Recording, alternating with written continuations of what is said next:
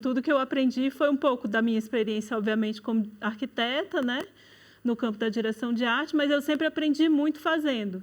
E eu sempre tive muita vontade de organizar um espaço como esse que a gente está criando, né, com essa oficina, onde a gente pudesse experimentar processos criativos em torno da criação do espaço para os filmes.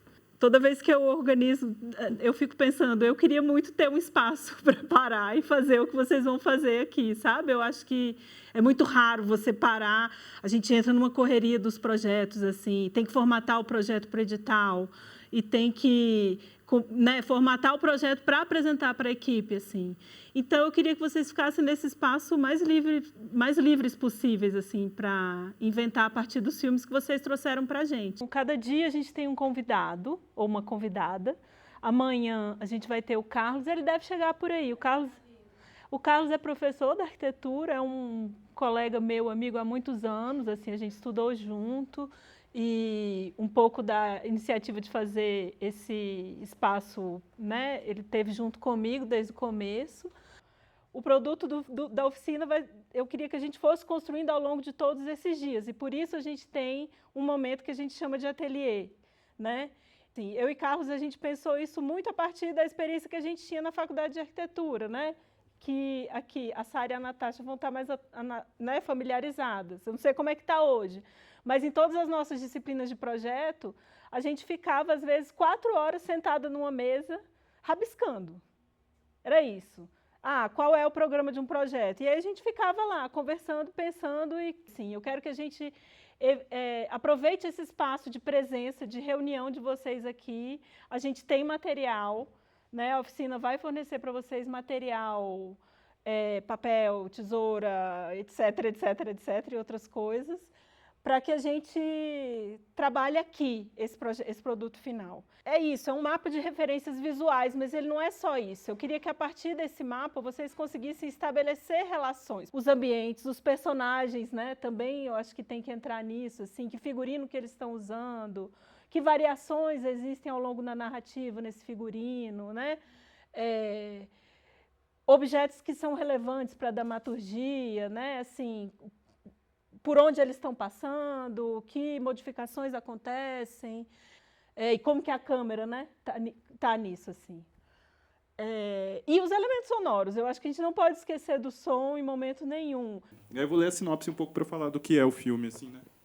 Eu anotei ali assim: paredes cinzas, professores exaustos, alunos impacientes e a sensação de alguma coisa inesperada sempre pode acontecer. Que eu acho que é um pouco a experiência de ser professor do ensino médio. Uma professora começa a dançar, uma epidemia se espalha. O filme se passa 24 horas em uma escola de ensino médio do Recanto das Emas DF. Essa epidemia é um pouco inspirada nessa história que tem, eu acho que é Estrasburgo, assim, uma história antiga de que as pessoas começam a dançar e todo mundo começa a dançar e dança até morrer, assim, né? E é um pouco trazer essa mitologia para dentro da escola, assim, como um fato de ruptura, assim, né? É algo que vai tirar o cotidiano da escola, assim, né? E a gente começou a refletir sobre como esse filme, na verdade, está falando sobre esse tripé, né, que é tipo o gozo, a religião, o gozo, a fé, na verdade, e as drogas, que é esse lugar onde a gente está tentando encontrar algo, outro, a si mesmo, escapar de si, talvez, né? E aí a gente consegue chegar nesse personagem e também com as questões de raça que a gente já carrega, porque são 2 homens negros escrevendo esse roteiro, e começamos a pensar sobre como também, tipo, na TV e no cinema, nossos corpos sempre foram sexualizados a partir da visão do outro, da pessoa branca, cis, hétero, geralmente, e a gente começa a refletir, tipo assim, agora a gente quer escrever sobre os nossos desejos. É um cara que o desejo dele é louco, mas a gente está escrevendo sobre ele. E aí a gente vai ser doido a partir de nós mesmos, sabe? Ninguém mais vai enlouquecer a gente. As personagens são as filhas, Ruth e Glória, e a mãe Carmen.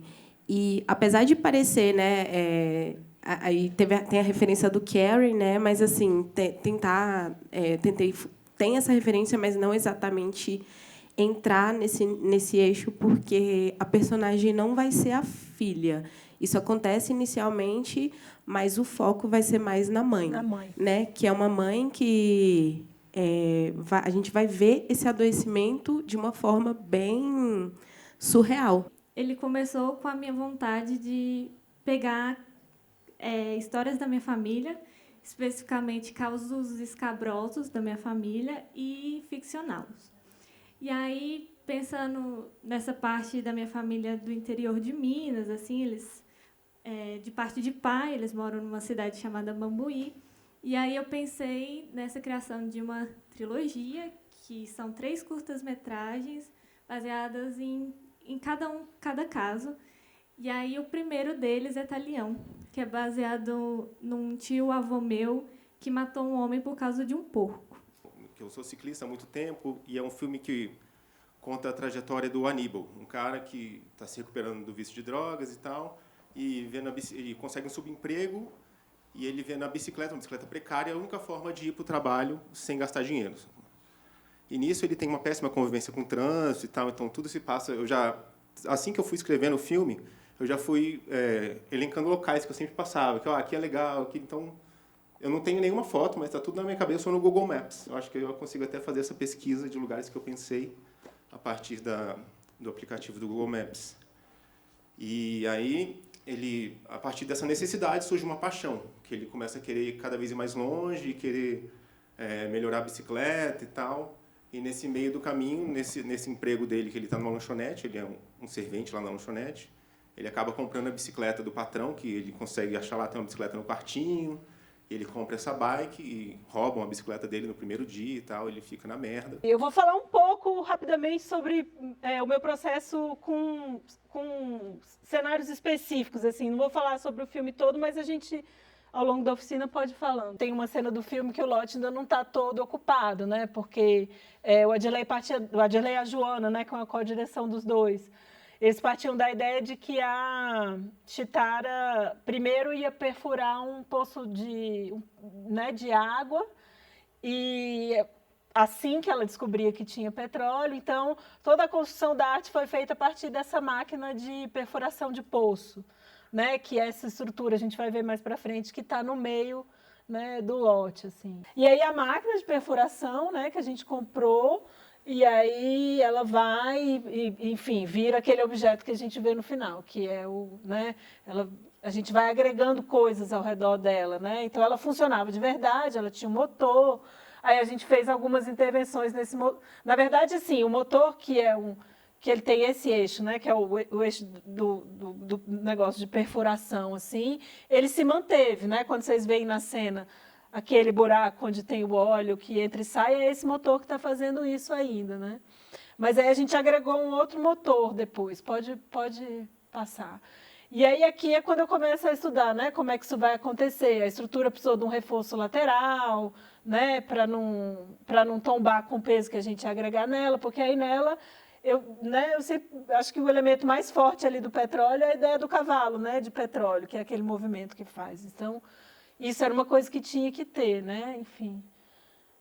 E aí é isso, é estudar a máquina, pensar como que ela se comporta, como é que ela pode se movimentar, enfim, aquela coisa, que peso ela vai aguentar. E aí nisso a gente fez fundações, teve que fazer umas bases de concreto para elas não balançarem, enfim. Isso aqui são os meus primeiros desenhos a partir de nada. A partir de nada, assim, que eu quero dizer. A gente ainda não tinha encontrado as condições materiais que vocês vão ver depois, que vão determinando, né, como que essa nave se constrói. Mas aí, o Adley, ele gosta muito de um livro que chama As Crônicas Marcianas, e a gente lê e relê esse livro sempre. E tem um outro que nessa época a gente estava lendo, que eram os versos satânicos, né, que o filme começa com uma queda, né, assim. E aí a gente, enfim, conversava muito sobre essas coisas e, de novo, a ficção científica e, de novo, como pensar. No Branco Sai também tinha uma nave que a gente fez com um container, né?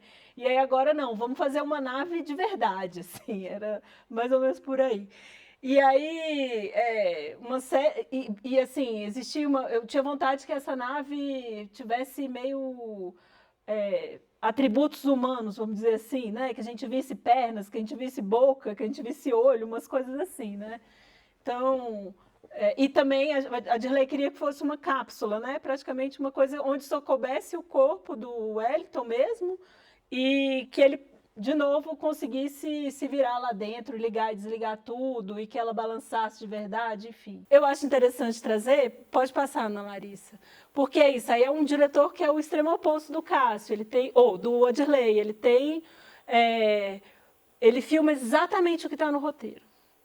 Então, assim, ele vai para o set com o roteiro e decupa tudo direitinho. Eu tenho, como a gente se conhece há muito tempo, infelizmente o Cássio faleceu, mas eu estou falando para ele. Mas como eu conheci o Cássio e trabalhei com ele muitas vezes, a gente já tinha um processo de decupagem muito junto. E é uma arte muito minimalista, muito simples, de casa de cidade do interior de Minas, assim. Pode passar. E aí eu trago mais para vocês entenderem assim, né, como que é o meu processo nesses casos, assim. Aí são casas que já existem, que são filmes que não tinham muito dinheiro, então a partir disso a gente usa muito mobiliário que já está na casa, então levantar todos os móveis com dimensões e tudo mais. Isso aqui é uma planta de levantamento, né, de uma das casas, pode passar. E aí eu levo, né, para o AutoCAD, e aí já com disposições de móveis, né? Quando muitas vezes o pessoal chega e fala assim, professor, vou botar aqui um vidro tal. Eu falo assim, cara, mas será que é um vidro? Ou não é melhor você pensar na experiência que você quer transmitir? Ou seja, eu quero que seja uma superfície, um plano vertical translúcido, ou transparente, ou opaco. Porque essa qualidade, essa característica, melhor dizendo, ela é mais importante do que o material, entende? E aí a gente vai ver depois qual é o material, como é que a gente vai executar, como é que vai fazer aquilo. O princípio é mais importante do que Entendem isso? Então, é nesse sentido que o Zumthor trabalha. Acho que pode seguir. Esse projeto, por exemplo, tem uma letrinha ali, A, B, é a sequência das atividades. Eu acho que são 7, 8, 9 trabalhos que eles fazem no semestre. Esse daí era para fazer uma passagem para uma pessoa cega, né? Uma passagem, assim, uma ponte, uma travessia para uma pessoa cega. E aí tem uma série de coisas ali que os alunos... Ali são alguns trabalhos. Isso é da tese do Rafael, essa página. Acho interessante aquele que é um tubo, vocês estão vendo que ele vai ficando afunilado, porque é justamente isso, né? Você não está enxergando, mas está vendo a diferente reverberação, o tempo de reverberação do som, você consegue perceber como que você está se locomovendo de um ponto a outro, assim como aquele que é tipo um diapasão ali, é uma ponte. É uma ponte, não era uma passagem, é uma ponte. Um diapasão e assim por diante. Ou seja, tentar instigar a pessoa a pensar numa outra forma, sabe assim, não é uma função no sentido faça uma casa, é uma coisa assim, cara, uma pessoa cega vai atravessar de um ponto A a um ponto B, faça esse espaço, pense nessa experiência, nesse movimento, nessa sensação, entende? Esse filme que eu falei lá, desse Consumido pelo ódio, eu lembrei muito que tem uma cena com um porco, sabe, que é uma cena, mas que é uma cena de, como é que chama isso? Porque você vai fazer a carne, né? Enviscerar. Escalpelar. Enviscerar e dividir o porco para a família, para comer e tal, numa vila bem assim. E tudo. Só, assim, quando eu vi o negócio, me veio essa imagem desse filme, assim, muito curioso. É interessante, porque tem uma coisa de crueza, tem nada a ver com a Planaltina, mas assim, é uma coisa de crueza, que eu vi as suas fotos lá, os desenhos e tudo, tem uma coisa sabe assim, de ideia de interior. Assim, sabe? É um apartamento que está montado uma escuta, aí o agente está aí em cima, tá vendo ali? Ouvindo, ele fica ouvindo tudo. E depois aqui o agente na casa dele, que é assim, assim como naquela foto do Chris Hadfield lá no começo, das duas berlins, assim, o vapor de mercúrio, de sódio, não sei, e o LED, aqui também tem um contraste que é explorado no filme dessas duas atmosferas. Um apartamento pleno de encontros, de sentidos, de experiências, e um apartamento vazio. Aqui ele está encontrando uma... não sei como é que é o termo correto, né? Profissional, garota de programa, né? Não sei como é que pode falar. E esse encontro é muito forte, porque ele abraça ela, assim, você vê ali, você sente a angústia da solidão mesmo, né? Do lugar, assim, o eco, você sente o eco do apartamento do abraço que ele dá nessa mulher, sabe? É muito, muito forte. Assim como aqui você sente o afeto do Driver ali em cima com a atriz, a companheira dele, que é uma coisa de um encontro muito mais prospectivo e não julgando moralmente, estou dizendo mais no sentido de como que o filme trabalha muito isso e não tá escrito isso em lugar nenhum. É uma coisa que você vai vendo e vai se emocionando, às vezes não sabe nem porquê, mas que está lá tudo... Como é que é isso? Direção de arte. Próximo, por favor. E aí, só para mostrar, assim, esse aqui, o Asa do Desejo, né, que é um filme muito conhecido, assim, de 88, né, se não me engano, ou seja, antes do muro cair. Essa passagem também é 41 minutos e 38. Lá no YouTube vocês conseguem achar que tem o anjo andando com esse homem. E isso aí é o Potsdamer Platz, que hoje é um espaço muito, podem ver também na internet, muito contemporâneo, cosmopolita e tudo, mas que nesse momento era um espaço, assim, com essa característica aí. Linha férrea elevada, grandes terrenos baldios, terrenos vagos e tudo. E essa angústia, essa relação é muito bem explorada assim, nesse filme. Nessa relação entre a experiência humana do sujeito e o espaço no qual ele está circulando. E não tem a rigor, assim, isso não foi construído, né? Não é um set construído. Ele é o momento, é a maneira, é a câmera, e a posição, é a maneira de filmar, sabe? E isso é muito, muito forte. A cidade como cenário, a cidade como um elemento da trama, um elemento que é arquitetonicamente, é construído por meio do cinema. Então, o cinema é construção, tá? Já que o reflexo é um desejo, localizar, né? Penso que é o que vocês estão tentando fazer aqui agora, né? Onde que ele vai estar, como que ele vai estar. Uma coisa que eu acho massa, que eu mostrei na foto da referência ontem, é essa coisa da cortina, trabalhar com silhueta também. Sim. E aí, cortina, pensar um material que não seja também tão reflexivo, que pode ser um plástico que vocês, nem, de repente, nem que nem é próprio de cortina, vamos dizer assim, mas que vocês vão lá na loja de plástico, na HM Cores, é muito boa, vocês vão lá mexer, saliba, vão lá mexer e pensar, às vezes um tecido que parece plástico, entendeu? Quando a gente quer pensar outros modos de produção, a gente precisa necessariamente refletir sobre esse ponto.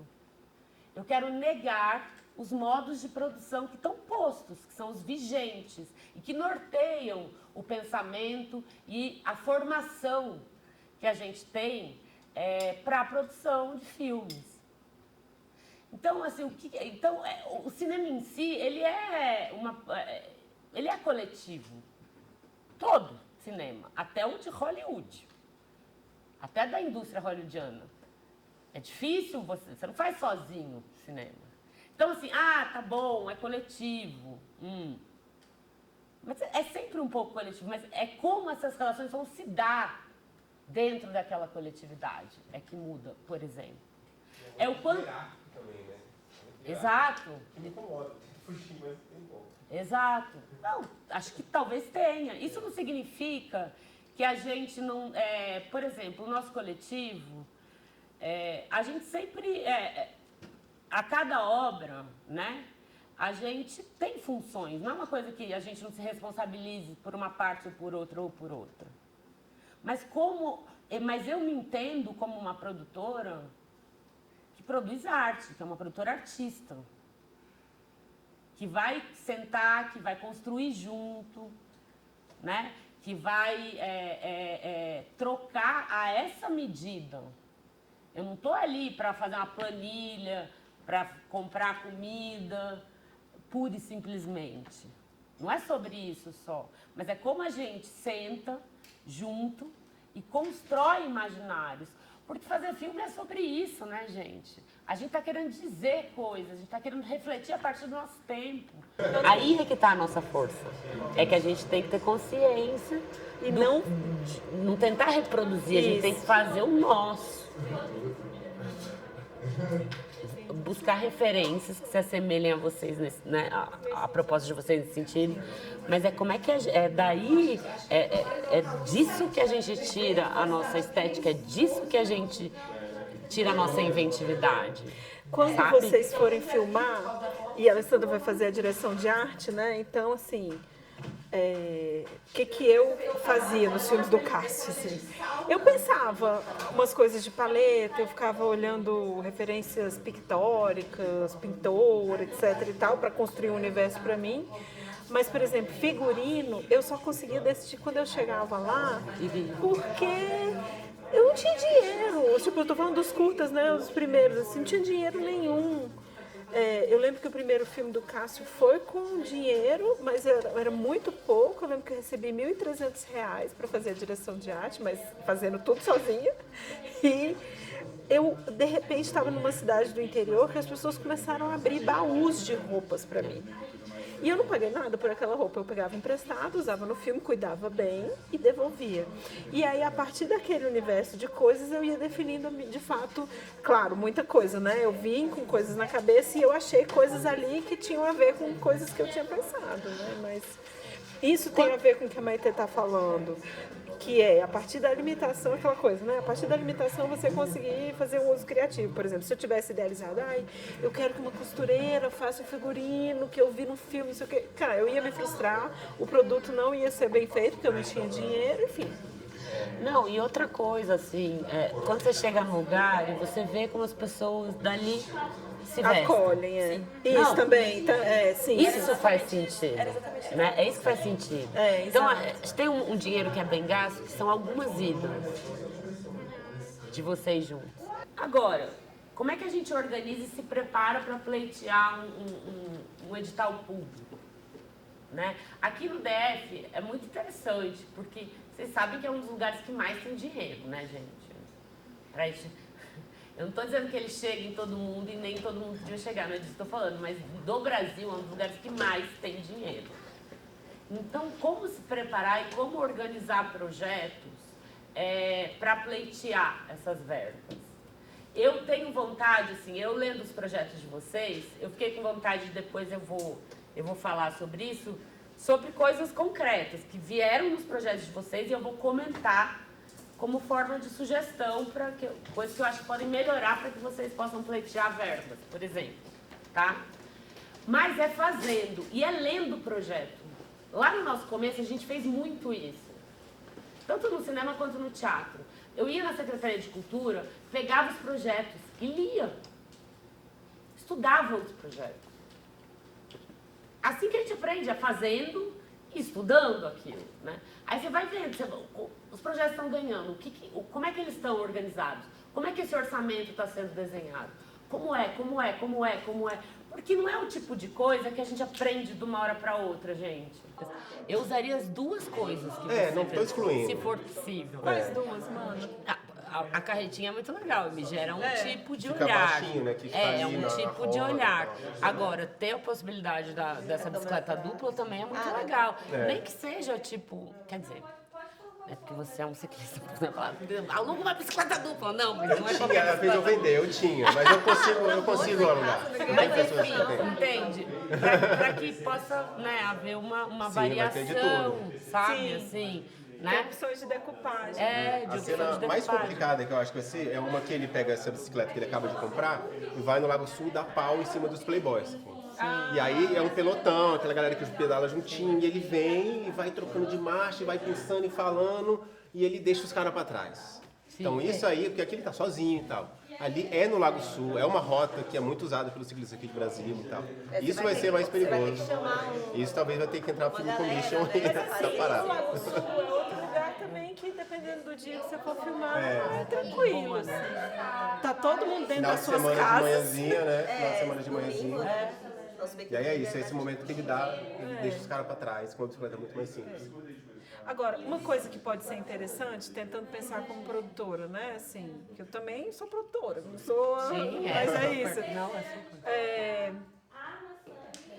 É importante você deixar claro no projeto que você está ciente das dificuldades, sabe?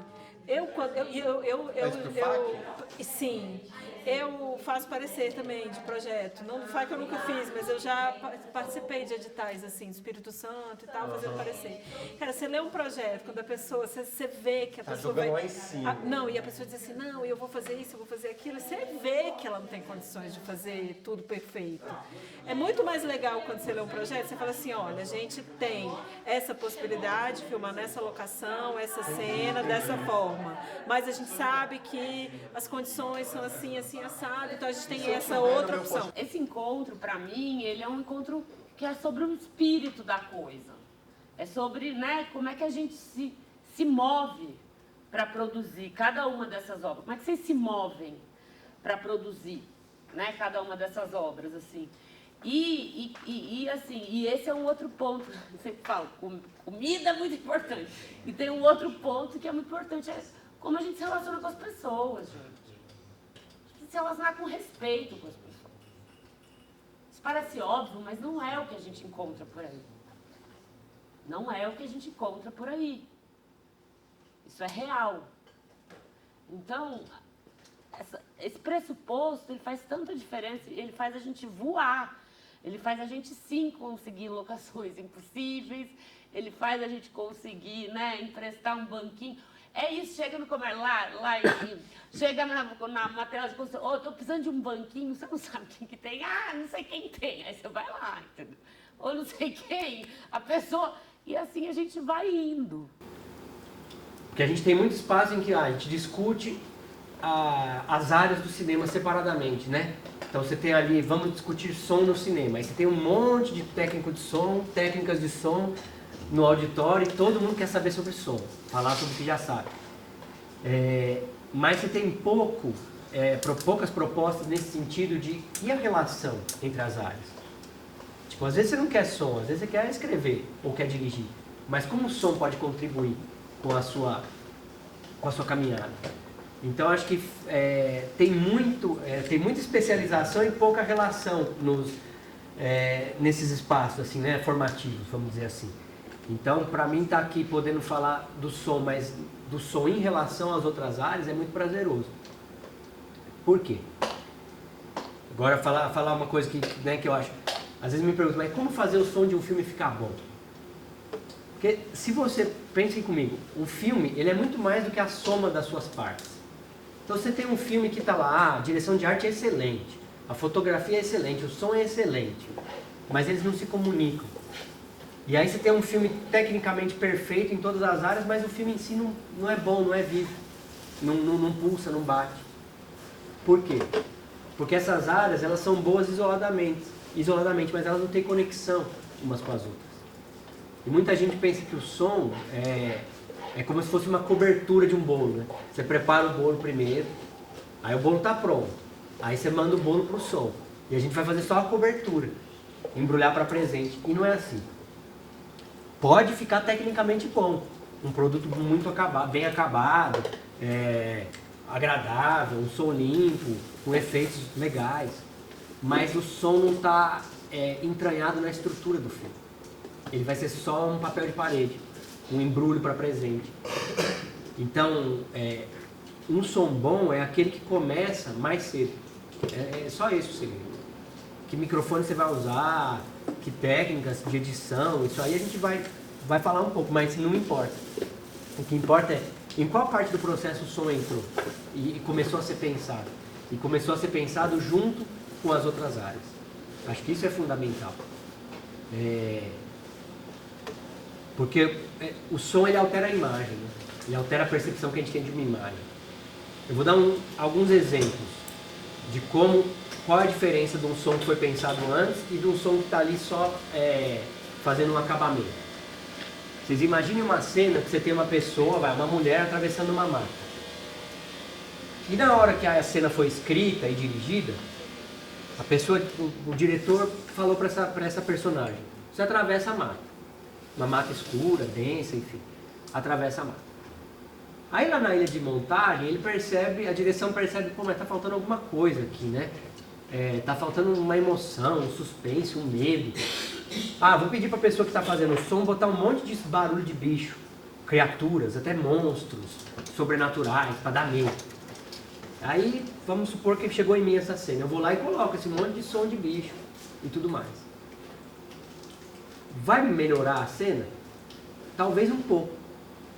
Mas não vai funcionar organicamente porque a personagem foi dirigida de maneira a só atravessar o quadro. Ela não está ouvindo nada. E qualquer som de bicho que eu colocar lá vai ser inútil, de certa forma, porque a atriz, a personagem não está reagindo a esses sons. Por quê? Porque ninguém pensou nisso antes. Concordo que é completamente diferente se a direção chegar para ela e falar assim, você vai andar um pouco, e aí de repente você para e escuta um barulho sutil vindo da mata, daquele lado. E aí você olha porque esse barulho está mais intenso. E aí seu olhar atravessa o quadro porque o barulho está como se estivesse passando de um lado para o outro. E aí de repente você respira fundo e acelera o passo porque os sons vão ficando mais assustadores. Vocês concordam que é completamente diferente eu editar o som dessa segunda cena, desse segundo exemplo? Por quê? Porque o personagem está ouvindo os sons que eu vou colocar lá. Não importa que ele não estava ouvindo na hora, mas ele estava acreditando, estava fingindo, estava atuando de maneira que existissem sons ali. E aí quando eu coloco o som de uma ave noturna berrando, por exemplo, o espectador vai acreditar que aquele som estava lá. Que aquela pessoa ficou assustada com aquele som. E é isso que vai tornar o som bom. A própria interpretação do personagem. Então é a gente permitir que os personagens escutem. Então pensem no roteiro de vocês, nos projetos de vocês. O que esses personagens escutam? Como é a escuta deles? Como é o ouvido deles? Vou dar o exemplo da bicicleta. Ele conhece o som da bicicleta. Também. Mas, por exemplo, ele pode prever que a corrente vai arrebentar só de ouvir o primeiro estalo. Antes da corrente arrebentar, ele já sabe que vai arrebentar por causa do som. Ele tem uma conexão auditiva com a bicicleta. Igual aquelas pessoas que conhecem o próprio carro, né? Só que ele tem o carro, sabe dirigir, enfim, sabe os barulhos todos. Então ele tem uma relação afetiva com essa bicicleta. A gente vai falar mais especificamente disso. E os outros projetos. Então a gente, no roteiro, pensar como que eu posso usar o som enquanto uma ferramenta narrativa para escrever. Se ele procura o som, aí você pode, isso abre espaço para você colocar o som vindo de longe. Entendi. Agora, se ele não está procurando, você vai colocar o som de passo vindo de longe, o espectador não vai nem prestar atenção. Entendi. O espectador presta atenção no que o personagem está prestando atenção. Entendi. Essa senhora aí que a gente vai fazer ela silhuetada, né? Ela vai aparecer tipo meio de ombro assim, e silhuetada assim. Aí eu pensei, né, numa textura de voz dela também, tá ligado? Que já é meio que uma ponta da lombra que tá por vir, porque ela volta também, né, quando ele tá drogado e tal. E aí eu acho que a textura da voz dela assim, é um pouco mais macabra, assim, né, próxima demais, talvez. Alguma coisa, tá ligado? De textura. Pra trazer uma estranheza. Nela, com essa senhora aí. Mais grave, mais perto, assim, Desse áudio que ele tá falando, tipo assim. Esse negócio de trazer pra perto é legal. Não precisa a câmera levar perto, o som pode trazer pra perto. Porque ele tá prestando atenção, uma coisa que eu notei aqui também, quando o cara tá ainda, o vigilante da vigilância, né, batendo no portão, pode os cachorros começar a latir também, sabe? Essas construções e um som conecta com o outro. Então ele primeiro ele nem tá ouvindo. Pode começar meio abafado esse portão, a curva dramática desse som do portão. Começa meio abafado, aí vai ficando mais forte, e aí quando ele para, interrompe a punheta, tem cachorro latindo, e o cara continua batendo, enfim. Para mostrar também, você descrever o espaço onde ele tá, sabe? O bairro, as pessoas que estão, os vizinhos. E pensar o som antes, não é só dar oportunidade para o som ser alto. Vai ter aqui um monte de bomba, explosão, a porta da prisão que bate. Não é só isso. É pensar em como o som pode alterar a história. Vou dar alguns exemplos. Um que eu gosto muito de dar, esse exemplo. O Jean Rouch, né, aquele etnógrafo e cineasta francês. Ele estava fazendo um filme com uma comunidade na África que caçava hipopótamo. Eles viviam da caça aos hipopótamos. E aí ele foi para lá para filmar um documentário com essa galera. E ele ficou um tempão lá filmando de tudo. Então ele filmou o dia a dia, o povo preparando a comida, filmou uma festa com tambor, gravou essa música, tambores e tudo mais. E filmou a Caçada aos Hipopótamos, lógico, era o principal. Quando ele voltou para a França para editar o filme, montar o filme na França. Aí ele está montando o filme e ele pensa, pô, tive uma ideia aqui genial. O final do filme, que é a cena da caçada mesmo aos hipopótamos, eu vou usar a trilha do batuque para dar o ritmo da sequência. Então o caçador levantava, começava o tambor, os hipopótamos saíam correndo e o tambor, toda a sequência foi montada em cima do ritmo desse tambor, todinho, quase como uma sequência musical, né? E ele pensou, pô, genial, eu peguei um som deles, que eu gravei ali e usei para fazer a trilha final, não fiquei usando piano, violino, nem nada, né? Tô conectadíssimo com os caras, com o universo sonoro deles. Aí montou essa versão do filme e foi para a França, exibir, para a França não, para a África exibir. E exibiu para a comunidade. Eles pediram para ver várias vezes o filme, várias vezes, depois de assistir, sei lá, umas 5 vezes, eles foram falar o que eles tinham achado. O Jean Rouch já estava tenso, né? Aí eles falaram assim, ó, a gente gostou muito do filme, muito mesmo, mas tinha uma coisa que estava errada. Aí o Jean Rouch perguntou, mas o que estava errado? A caçada estava muito errado. Por que estava errado? Porque se a gente tivesse feito tanto barulho, os hipopótamos teriam fugido todos. E a gente teria morrido. Aí ele parou assim e pensou. A escuta dele de artista europeu queria fazer uma sequência épica, com som de batuque e hipopótamos. Mas o ouvido de um caçador de hipopótamo, que o Jean Rouch nunca precisou caçar hipopótamo para viver, né? Mas o ouvido de um caçador para um ouvido de caçador de hipopótamo, que ele estava errado. Porque o excesso de barulho ali teria assustado os bichos. E eles estariam colocando a própria vida em risco.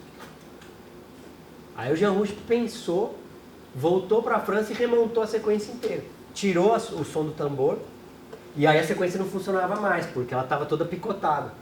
Acabou montando uma cena linda e longa, com essa coisa da espera, do silêncio. E aí, como não tem mais o batuque, você escuta a água, né? Porque é no alagado que os hipopótamos ficam, então você escuta a água, a respiração dos caçadores, a leve movimentação dos corpos, enfim. Aí, de repente, sim, um hipopótamo percebe, começa a correr, é outra cena.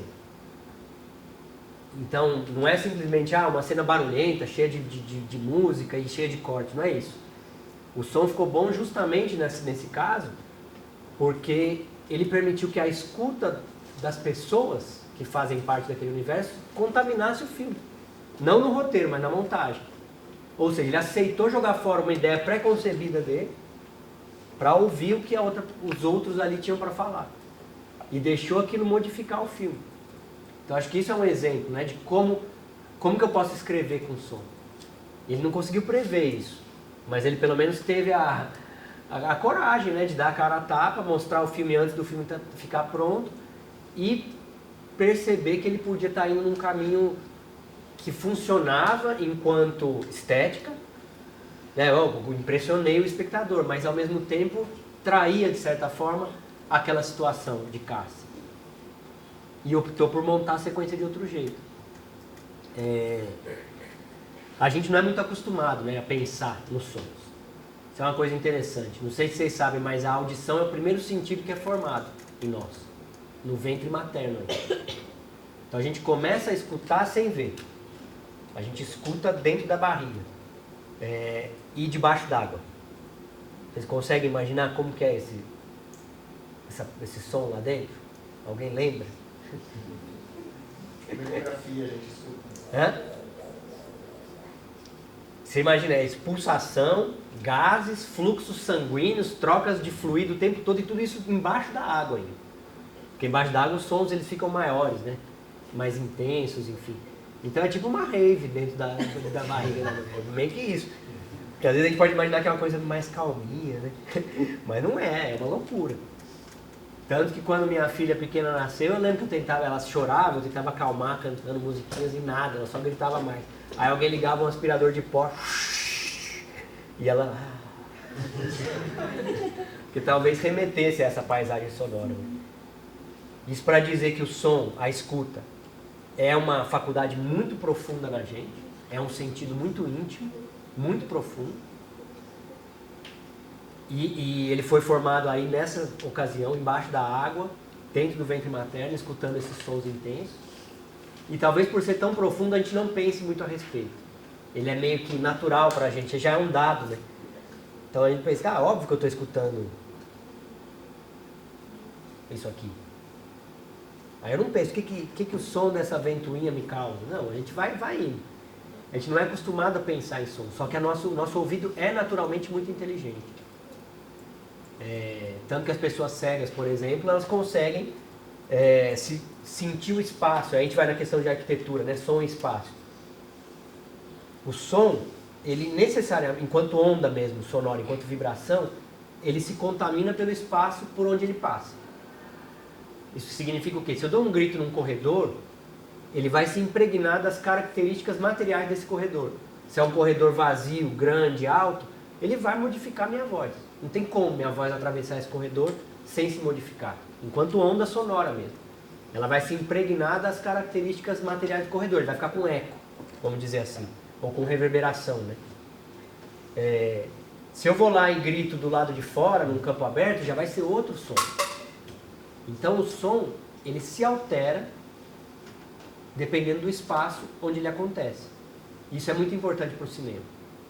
E para as relações entre som e direção de arte. Aí, tipo assim, a gente vai ouvir os passos, eu acho legal, ela tá dançando, a gente só escuta a passo, respiração, roupa, mas aí você pode pensar um colar. Um elemento que deu... Um elemento sonoro, um brinco. Inclusive dos outros estudantes, né? Se algum vai dançar com a bolsa, com a mochila, sacola, porque aí você vai criando uma partitura rítmica e trazendo outros timbres. É legal pensar isso. Esse final de semana eu vi um espetáculo de circo e aí uma das personagens era uma professora que provavelmente era uma professora de arte. Aí ela chegava em casa com umas 5 sacolas e o sketch dela era tentar guardar as sacolas sem deixar cair. Eu faço isso todos os dias. No negócio assim. Aí tinha um negócio que é de projetos, 2 sacolas de um lado e tinha a blusa também e ela tentando guardar. Se vai ser dança contemporânea, você pode trazer alguns elementos, tipo a papelada. O Alex trouxe uma referência que era tipo um vídeo super massa, assim, né? De a galera gravando e ela tá dançando em lugares incômodos, assim. Aí eu fiquei pensando esses atritos do pé com as coisas, assim. Porque aí em alguns momentos a gente pode estar nos que não estão contaminados ainda e ouvindo esses sons. Sim. Entendeu? Você cria a ideia de simultaneidade. Sempre um ruído ali, assim, de pé, naquele piso. Esse é parecido com isso. Esses sons do cotidiano podem Aqui não fez, mas às vezes, dependendo do tênis do aluno, faz muito barulho. Aquele agudinho. Início da adolescência, um contato com esses álbuns. Esses álbuns de família é algo que me chama muita atenção, ali eu vou investigando isso, assim. Logo em seguida, assim, quando eu estou com meus 17, 18 anos, eu conheço um fotógrafo still da Folha de São Paulo. Ele vai fazer um trabalho fotográfico na quebrada lá onde eu moro, e como um fotógrafo de fora, paulista e tal, ele quis uma aproximação com alguém da comunidade que tivesse como abrir as portas para ele naquele lugar ali, né? Minha mãe tinha uma lanchonetezinha de salgados e ele ia merendar lá e tal. Não sei se vocês chamam merendar aqui, né? Lanchar. Mas, enfim, ia fazer o rango lá. E nessa história eu acabei conhecendo ele e aí foi um dos primeiros contatos que eu tive, de fato, com um fotógrafo profissional, assim. Que aí foi saindo da ideia do álbum fotográfico ali, daquela paixão que eu tinha, para um fotógrafo profissional, assim. E aí ele me chamou para fazer uma espécie de estágio, né? Na verdade, ele queria que tivesse alguém da comunidade que ficasse com ele ali, conduzindo. E aí eu estagiei com ele durante esse processo desse trabalho na comunidade. Isso foi muito rápido, assim. Foi uma coisa de, sei lá, 1 ou 2 semanas, assim. E aí, beleza, ele fez o trabalho fotográfico, foi embora. Enfim, aí então eu segui minha vida e tal, adolescente ali. Quando foi num certo dia do meu aniversário, chegou um Sedex, assim. E esse Sedex era quando eu abri, tinha lá, remetente, ele, enfim, era um presente dele, do Mário, que é esse cara de São Paulo, era um Sedex, uma caixa. Assim, quando eu abri, tinha uma câmera Minolta com 2 lentes fotográficas e 2 negativos. Na época, né, não tinha a fotografia digital ainda, assim.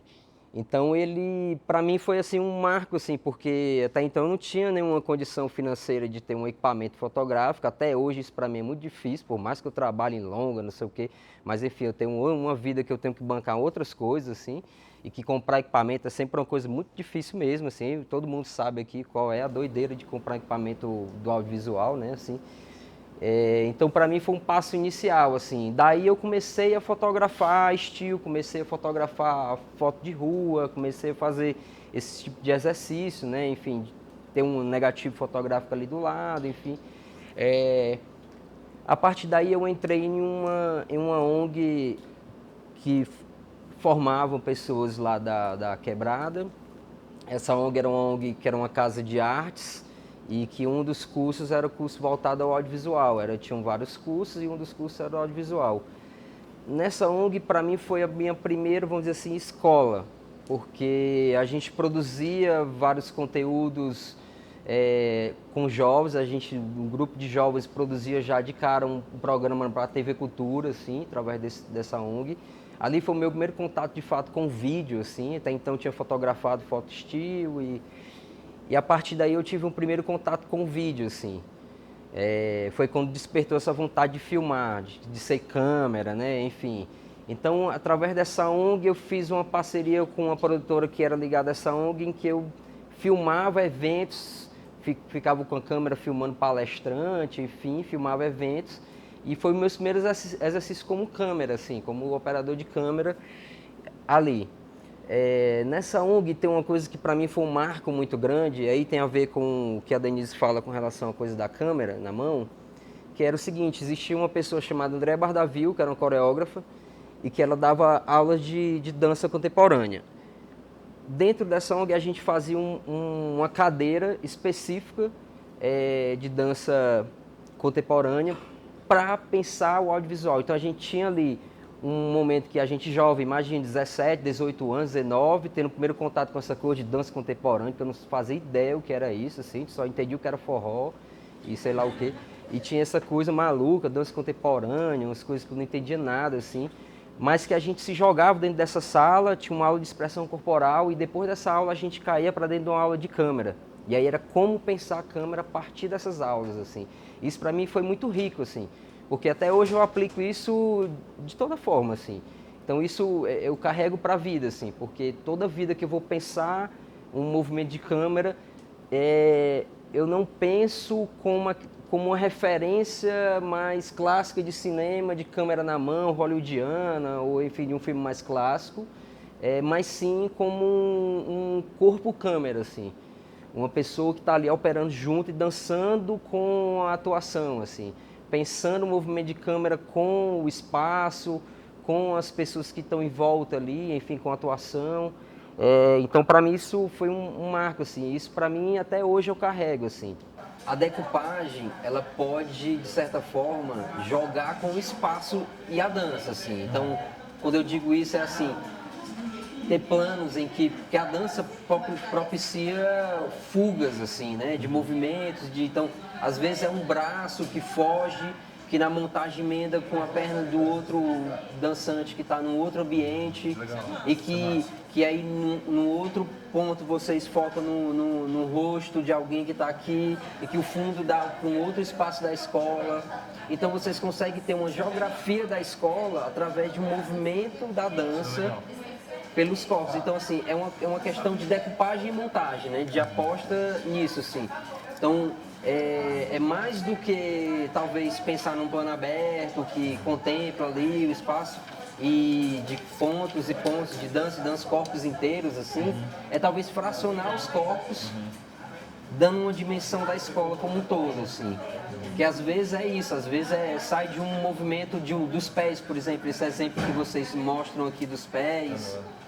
Aqui, né? Eu fiz um desenho que era do pé, mas o pé, esse foi talvez o único plano mais cortado que eu sempre imaginei. Aqui, por exemplo, que era o do pé sangrando. Exatamente, mas assim, um plano assim, que corta, aqui tá no pátio, vamos supor. Tem aquele, né, o sangue do pé dela, não sei o que, tem uma coisa assim, né, do pátio. Sim. Corta de um plano desse, de um movimento desse, para um movimento mais fluido de outro dançante, num outro espaço da escola. que corta para um outro movimento, que corta para o outro, e assim vai apresentando na escola através da dança, assim. E é uma forma de quebrar esse rigor da escola, assim. E aí quando a gente pensa na escola com esses traços em formas, como é que posso dizer, em ângulos retos, né? 90 graus, essas quinas, o corpo é esse lugar que não vai ter isso, assim. Quando eu vou filmar, eu primeiro tem uma coisa que eu gosto muito, que é escutar bastante a proposta da direção, assim. E o quanto que a direção tem intimidade com aquilo que ela está propondo, né, discutir como filme, assim. No caso da Ceilândia aqui, por exemplo, tive em contato com o Denise, tive contato com a Adley, que são pessoas da Ceilândia, são pessoas daqui, assim. Então, de certa forma, já tinha uma filtragem através do que eles me falavam da Ceilândia. É óbvio que eu vou buscar referência, vou buscar também entender que lugar é esse, assim, e tentar de toda forma... É claro que não dá para dizer que meu olhar não é estrangeiro, né? Assim, não deixa de ser um olhar estrangeiro, assim. Mas sempre tentando respeitar esse lugar, assim, sabe? Tentando buscar formas, mecanismos de estar cada vez mais inserido no lugar. E no caso da Ceilândia, assim, talvez é diferente de quando eu vou filmar num ambiente mais clean, por exemplo, se eu fosse fazer um filme de apartamento, num lugar mais high society, assim, que eu já passei por situações assim, mas no caso da Ceilândia, é muito doido, que a Ceilândia em si, ela é muito próxima do que eu vivo em Fortaleza, do que eu convivo das pessoas, as pessoas da minha família, as pessoas dos meus amigos. Eu sinto que aqui é muito parecido, eu acho que tem uma coisa do nordestino aqui que é muito forte. Aqui eu encontro, sabe, uma identidade muito próxima, assim, então eu me sinto muito bem, assim, quando eu estou aqui, sabe, porque eu consigo entrar nesses lugares sem me sentir muito estrangeiro, assim, apesar de ser, né.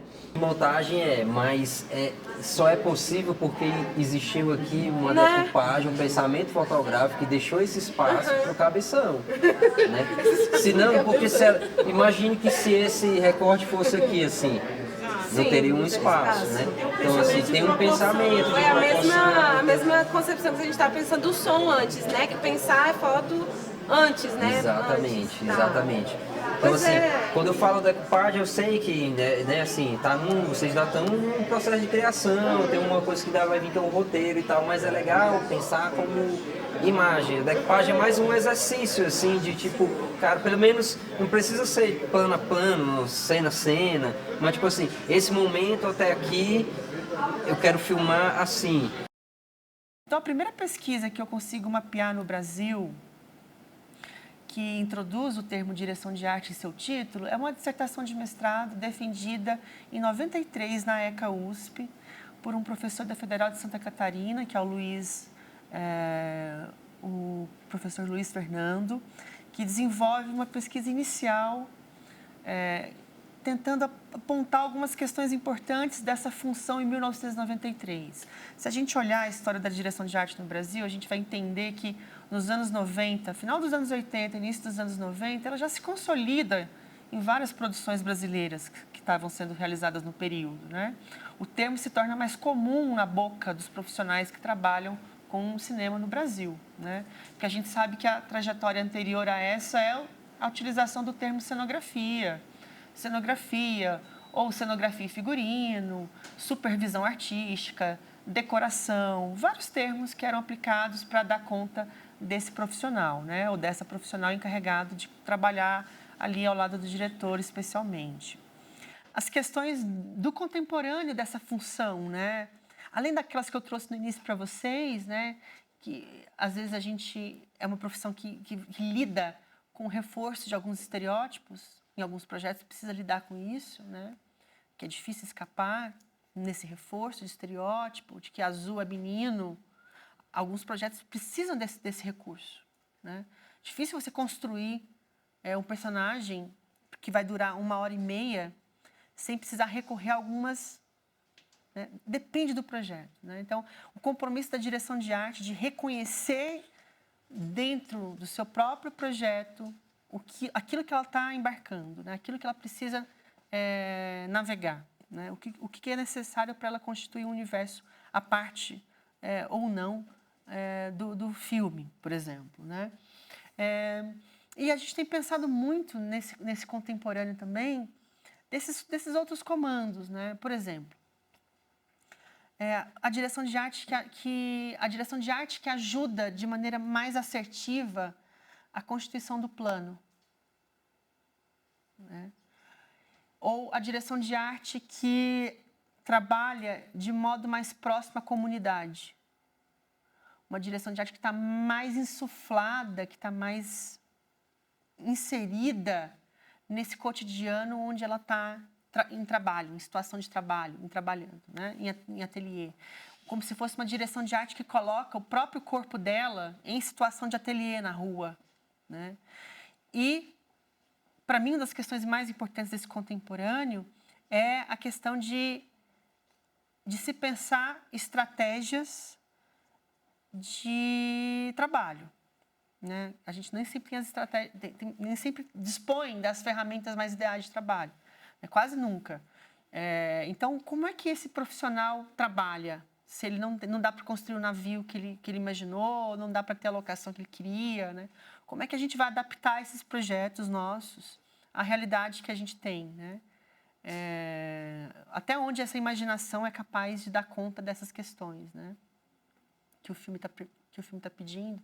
Imagina, a gente tem uma diretora de arte muito grande recentemente e ela se queixando de um projeto que ela estava fazendo, que é um projeto de uma companhia grande, de uma empresa grande, né? Caramba, não dava para fazer com orçamento. Então, imagina os outros projetos, né? Outros cinemas, porque é uma profissão também que veio tão formatada, né? Em alguns cantos do Brasil, ela chegou para a gente tão formatada do jeito de fazer, faz assim, primeiro você faz isso, depois faz...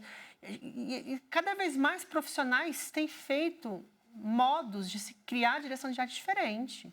Tem gente que não desenha, tem gente que desenha, tem gente que faz uma pesquisa de referências imensa, tem gente que opta por não fazer pesquisa de referência em banco de imagens. Não, eu vou fotografar na rua. Né? Porque se eu digitar velhinha no Google Imagens, vem uma série de velhinhas que não interessam para o projeto, né?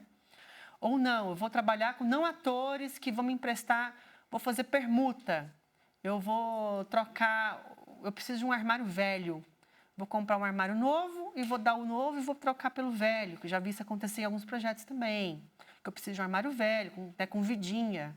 Então, cada vez mais eu tenho visto projetos insistindo em modos de se fazer direção de arte de maneira diversa, para além daquelas que chegam até a gente, né? Da estrutura ideal de equipe, né? É claro que a gente quer dignidade nos projetos que a gente trabalha, a gente quer equipe, a gente quer trabalhar com profissionais, né? A gente quer formar profissionais cada vez mais, mas a gente também precisa, também reconhecer no projeto que a gente está inserido o tipo de linguagem que ele está pedindo, né? Que ele está pedindo da gente e aquilo que pode ser feito. Então, um trabalho que também está muito aliado ao modo de produção, né? O tempo todo.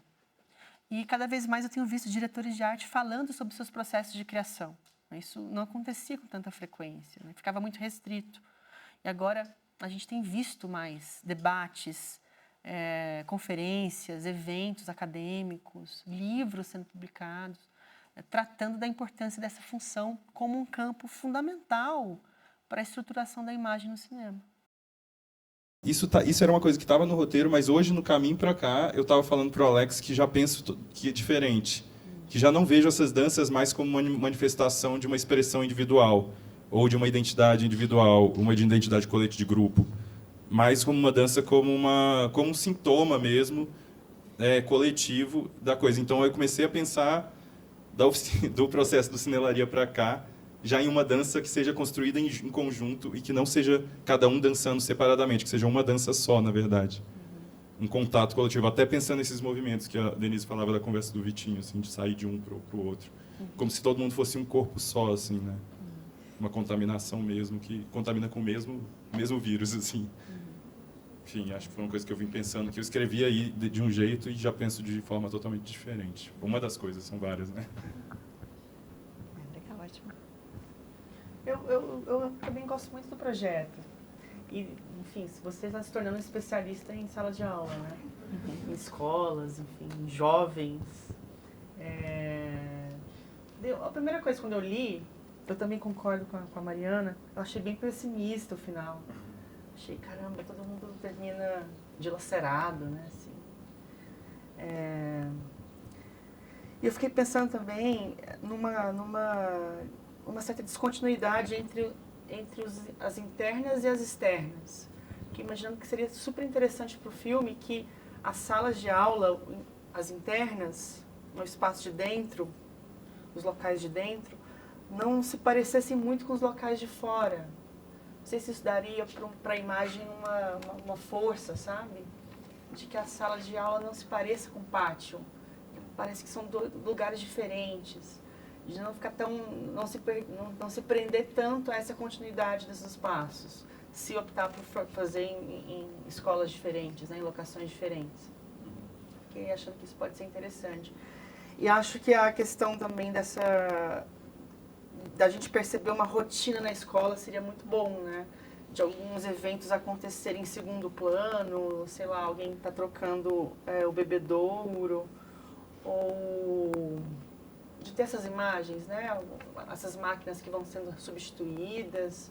Fiquei pensando nessa rotina de escola, né? Depois que Maite e Denise falaram com a gente, foi sobre a gente trazer mais da gente nesse projeto, na própria escrita do projeto do filme, né? Então, hoje a gente discutindo, a gente estava pensando muito sobre como esse filme também é sobre isso que você está falando também, sobre esse negócio da direção de arte, do que se esconde, do que se vê, né? Do que se mostra e o que não se mostra, assim. E eu acho que isso é muito relacionado à construção da nossa sexualidade também na periferia, assim. Ainda mais, tipo, essas sexualidades dissidentes, né, nossos corpos, assim, que já são dissidentes, a gente sempre se constrói a partir do invisível, a partir do que ninguém está percebendo, Olivia, no silêncio, no sigilo, que a gente vai construindo nossa sexualidade. E aí também tentar colocar isso no filme, né, de alguma forma, com a câmera ou com a própria direção de arte, construir essa brincadeira desse personagem que está construindo algo que ninguém pode ver, mas que é dele. Tem 3 cenários, basicamente, que é a escola, esse cenário mais externo e um cenário interno, que é mais aqui, né? A sala, uma cozinha, um quintal. E a gente começou muito por aqui, nesse cenário externo. Essas fotos foram tiradas aqui mesmo,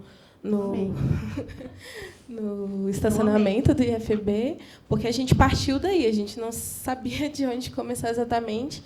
E aí esse mato seco, né? Já até pegou para trazer bem essa questão mesmo do sonoro também, do mato seco, em que ela vai entrar.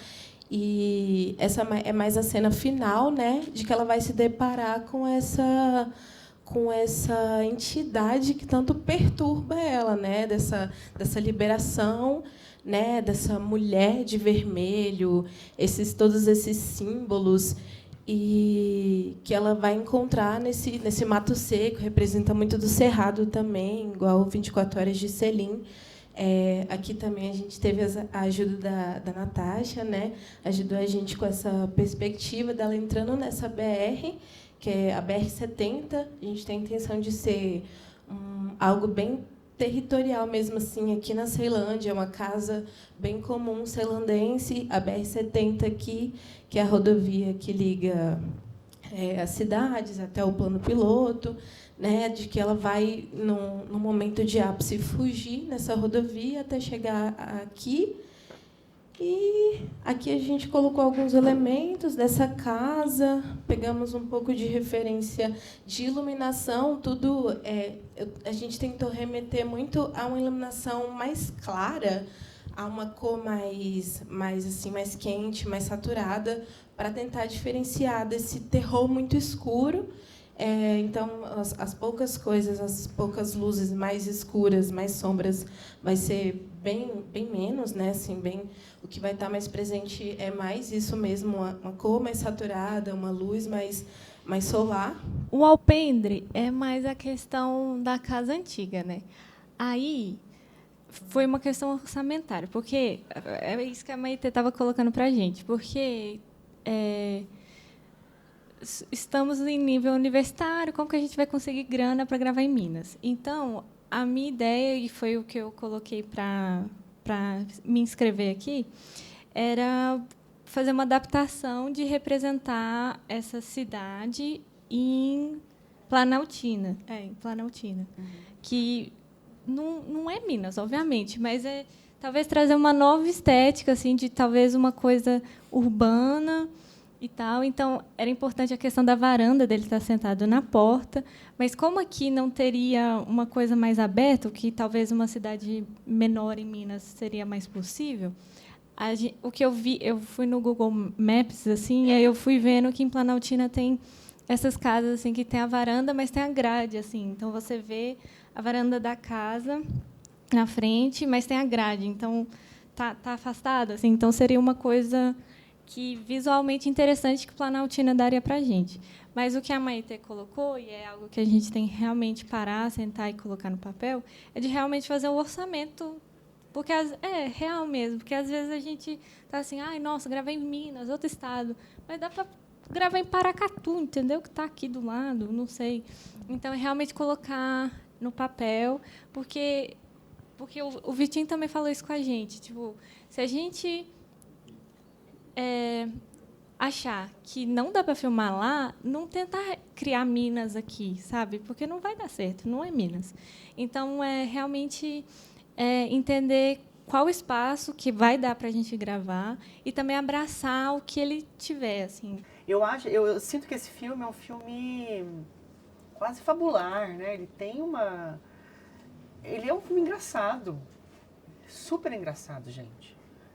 Depois de toda essa trajetória, o cara volta e continua trabalhando, né? Ele tem um componente de humor aí, né? E também eu sei a paixão de vocês pela bike e tal, mas não tenta transformar esse filme num tutorial de bike, né? Isso acho que é o pior problema, se a gente cair nisso, assim, né? De, olha só, essa bike é assim, essa funciona assim, deixa a gente sentir a bike. E acho que essas bikes também, elas precisam...